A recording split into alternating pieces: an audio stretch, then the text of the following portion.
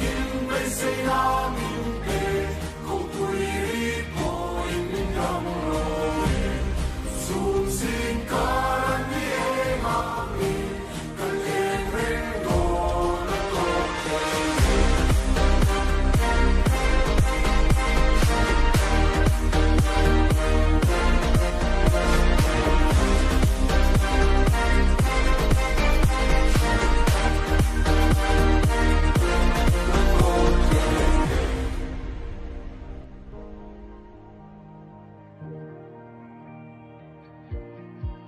I hun don vangin og I gon trinen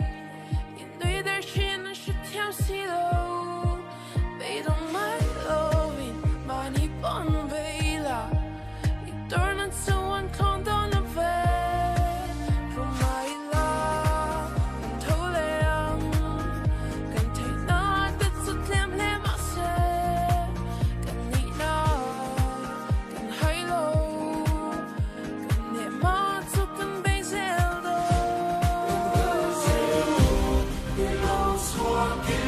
say na min pe ko tui ri po in ram ro zum sin karan ni e ma mi kan en ren do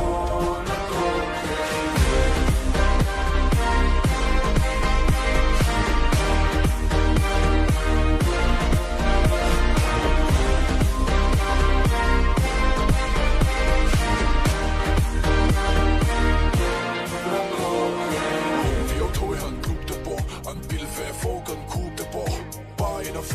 Syltirang yen na in ta zu chak thi ni em bulen ang ai khel ve zan thim tap kar si aram te kan eng ren thei tin chuk le chau om mang in kan thau le thau kan thau le ang kan thei na te su tlem le ma se kan ni na kan hai lo kan ne ma zu kan be zel do